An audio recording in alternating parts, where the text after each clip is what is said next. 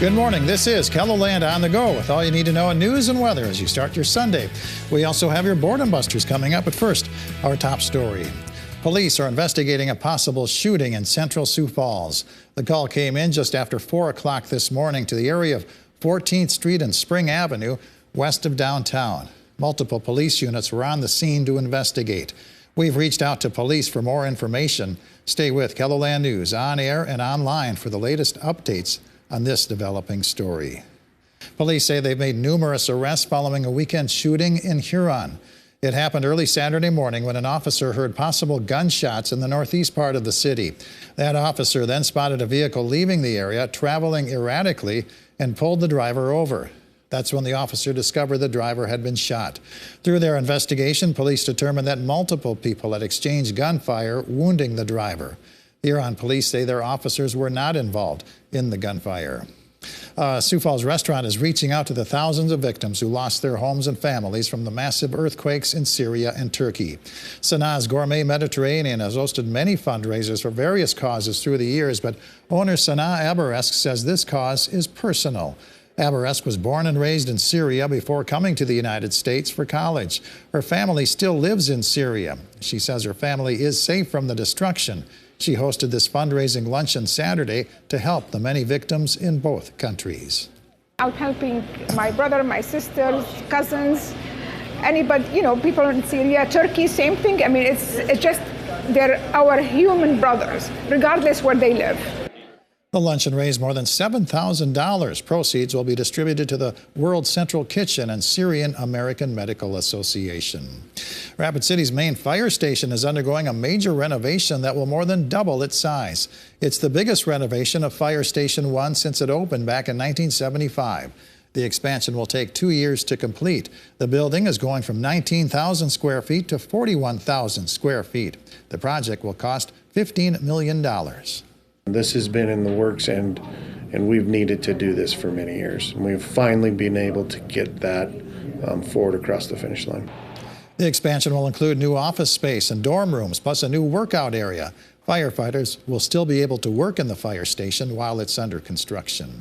Let's take our first look at the forecast now with meteorologist Adam Rutt in the Storm Center. Good morning, Adam. Good morning, Perry, and good morning, everybody. We're off to a mainly quiet start to the day across KELOLAND. A little bit of cloud cover, to say the least, in a few locations, and also a few snow showers to the southwest. But that cloud cover did do one thing, especially for our eastern communities. It kept the temperature from falling too far down the thermometer. At this point yesterday morning, we were around 9 degrees in Aberdeen. This morning, near 30. So amazing what that'll do. 26 in Huron and Watertown, 25 Pierre this morning, 30 in Rapid City, 28 for Spearfish, 26 Mitchell and Yankton, Marshall and Worthington, 27 and 25 respectively. We are at 23 here in Sioux Falls with a northwest wind at 5 miles per hour. As a view of Falls Park with a wind chill of 17. So you will want to keep that in mind. Yes, the wind is there, but compared to what we're keeping an eye on for later this week, this is tolerable. We'll talk about that outlook for the middle of the week, which features that chance for a disruptive winter storm across KELOLAND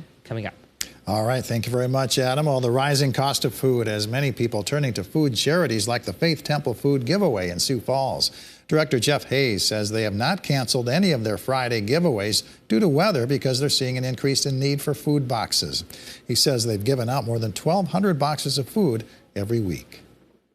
I know that with prices going up for food, we've had a whole lot more people, and some people coming for the very first time. In Eye on KELOLAND, Renee Ortiz spoke to Faith Temple and Feeding South Dakota about the struggles they have been facing distributing food over this harsh winter. Be sure to watch tonight at 10. It's Mental Health Awareness Night at the Stampede hockey game against Tri-City. Stampede players will be wearing special Fight Like a Ninja jerseys during warm-ups that you can win through an online auction. Proceeds from the auction are going back to Fight Like a Ninja, a nonprofit that provides scholarships in memory of Brittany Corcoran. The puck drops at 4:05 at the Denny Sanford Premier Center. You're invited to walk with the larger-than-life dinosaur herd as Jurassic Quest roars through Sioux Falls. There will be animatronic dinosaurs on display, including a T-Rex, at the WH Line Fairgrounds from 9 a.m. to 8 p.m. Monday's hours are 9 a.m. to 4 p.m. There will also be hands-on activities, including excavating fossils. Tickets are $22. Children under 2 are free. VFW Post 628 is hosting an all-you-can-eat pancake breakfast. Serving time is from 8:30 to noon at the South Dakota Military Heritage Alliance. The cost is $7 for adults, $2 for children. The money raised supports community service projects, plus the Lincoln High School Marine Junior ROTC and Civil Air Patrol cadets. Panera Bread on South Louise Avenue in Sioux Falls is hosting a fundraiser for South Dakota Miss Amazing. 20% of sales from 4 to 8 p.m. will go to the Miss Amazing program, which provides opportunities for girls and women with disabilities to build self-esteem. Adam? Well, satellite and radar just showing a little bit of cloud cover over portions of KELOLAND and a few light snow showers trying to make their presence known as well in southwestern South Dakota and right along the Missouri River near Platte and Geddes. So we'll continue to watch this. Anything that we do see isn't going to amount to too much of anything, as we don't really have a whole lot of moisture to work with. We do have a cold front, though. It's going to be a focal point for that activity. But again, without the moisture in place, anything we do see is going to be more of a nuisance than anything else. In fact, a majority of the lower 48 is rather quiet for the time being. But that's the key phrase. As we head into Tuesday, we'll have our first of 2 rounds of snowfall that we'll be watching. The first round mainly up to the north and northeast, with some of that extending down into southeastern portions of KELOLAND. But then the main event comes around Wednesday into Thursday. More moisture, a more organized system that's going to come on in, more cold air to work with, and the end result is the potential for moderate to at times heavy snow through Wednesday evening and into Thursday. Even though it's out toward Illinois, that is a lot of moisture that we're going to be working with. The Gulf of Mexico is going to be sending a lot of moisture up our way to work with. That, with the cold air, will figure in for the potential to see as plowable snow, to say the least, through Thursday afternoon and Thursday evening. As of this morning, we can see the potential for at least 3 inches of snowfall through KELOLAND, and it's a widespread high risk basically across the entirety of the viewing area.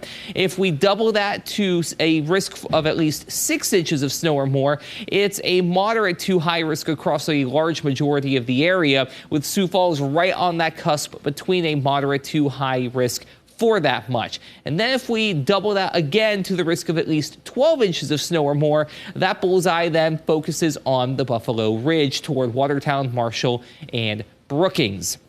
So these are going to be subject to change over the course of the day and over the next 24 to 48 hours. So that's why we're focusing on the potential to see snow, not necessarily snow amounts for the time being. But as we get more data and more information, we'll fine-tune this a little bit more. So keep an eye out for updates from your weather department over the next 24 to 48 hours. We'll continue to keep an eye on things here. But until then, it's mainly quiet today. 20s and low 30s for high temperatures to the east, 40s out west, with lows tonight in the teens East River and 20s to the west. Monday, President's Day, is also mainly quiet, but it's that midweek outlook where things come off the rails across the board, with that potential for snow, not to mention a lot of wind and cold weather as well. So a multifaceted system we're going to be watching, not just for Sioux Falls, but also in Aberdeen Tuesday through Thursday, and then it also gets very cold headed into Friday and Friday night. So take these 2 quiet days coming up and prepare accordingly, as we will have that potential to have things be